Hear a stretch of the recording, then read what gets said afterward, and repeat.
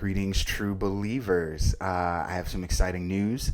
Can you believe this dude used to look like this dude?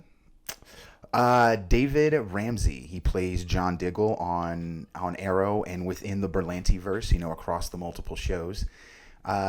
This is actually from a picture from his first show that he did, his first sitcom on I believe, BET. It was called Good News. It was a fantastic show. You could tell he was a great actor then, had a lot of depth, was great at conveying drama, but could also play comedy off of the other characters, especially this actress whose name escapes me, but she was in Harlem Nights. She's funny lady. But yeah, David Ramsey to direct, return as John Diggle and mystery character in the CW's Arrowverse. Now those of you who are in the know that mystery character better have a motherfucking green ring or there's gonna be riots, right? David Ramsey, aka John Diggle, will be busy both behind and in front of the camera for the CW. Ramsey, who most recently starred in Arrow as John Diggle's Spartan, will return to direct 5 episodes in the DC universe, including the new series Superman and Lois and Supergirl, which is going bye-bye. Additionally, Ramsey will guest star in 5 episodes across the Arrowverse, returning as fan favorite John Diggle in Superman and Lois, Supergirl, The Flash, and Batwoman, along with a mystery role in DC's Legends of Tomorrow that is being kept under wraps. Again, and Legends of Tomorrow is the show where if you were going to step outside the normal realms of the character, the normal boundaries, that would definitely be the show to do it. Very meta, very self-aware, and is unabashedly able to venture to those extremes and those edges of plot lines and storylines and still make it work and still have people enjoy it.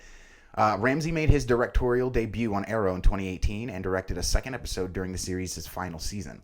In the series finale of Arrow, Ramsey John Diggle moved to Metropolis after finding an emerald ring. He didn't find it. It smashed. It tried to kill him, basically. It just crashed and blew him into a truck. I'm like, you find that shit. Anyway, presumably the power ring worn by a Green Lantern. Again, copy editing.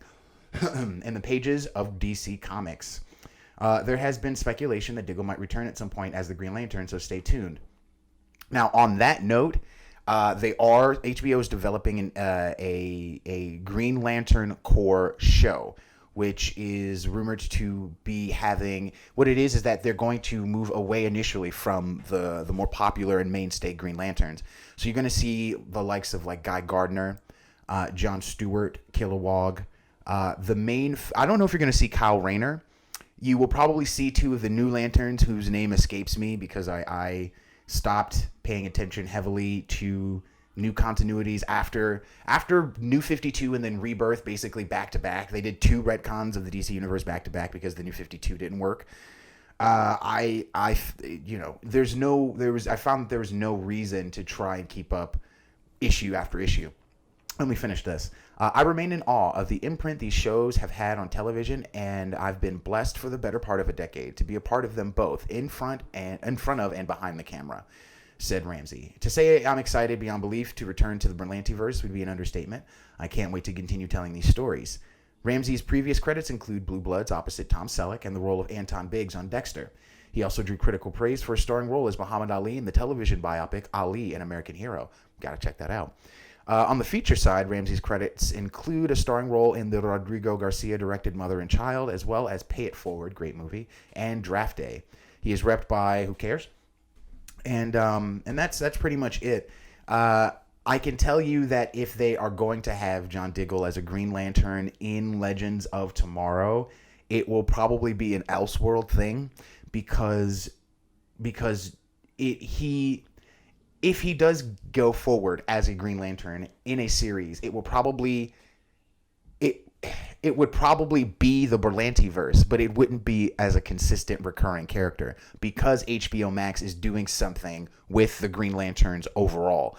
And if he does end up being a recurring character, you can be damn sure he's not going to cross over into the HBO Max Green Lantern verse. That is more of the Snyderverse DC aspect. It's Snyder's vision, his universe, a universal version of the DC universe. But lastly, the thing that really hurts as a fan of Ramsey and of John Diggle the character is that you saw what started off as this random like not like it's a random insert of a character for the sake of a plot, right? For the sake of driving the plot of the show, the narrative. It would have been difficult to try and have Oliver be by himself and conduct this all by himself in a pragmatic way, right? It's the Christopher Nolan take on Batman, trying to pragmatize it. Well, pragmatically, it's highly unlikely, given Oliver's, for example, lack of technical skills, that he would have been able to track down criminals, to keep track on like crime hotspots, things of that nature, to simply look up identities, to break in and hack to get information. None of that would have been possible by himself. He needed Felicity, definitely needed backup, definitely would have died like several times over in the first season. The point is that you see John develop into a full-fledged character and then some, intertwining him with established characters of the DC universe like Lila Michaels' Harbinger, giving him his own stature, his own agency as a hero. Like, he's pretty much one of the only examples of like a black, like a unique, not even super unique, because he's your everyman. He's basically, he's ex-military, looking for a sense of purpose, and he finds it. And then they create depth by like adding his brother and the fact that his brother ends up becoming part of Hive, and then he kills his brother and all this and that, and then connecting him with Connor Hawke, which is the future Green Arrow. They very, very smoothly interwove him into like well-established canon and made him a part of the DC universe. And honestly, it is one of the only times I can really think of in the last like 5 years or so where you had like an innovation of a black character. They had a black character, generic, and then they created something out of that.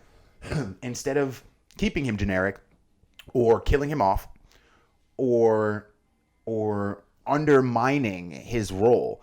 If anything, his role continued to grow season after season, especially, when he got with Harbinger and then became head of Argus and then became Spartan. Like, they created such a wealth, a bastion of character development that you don't see with a lot of black characters. But before I keep going and get interrupted, please like and share and hit subscribe, and take care.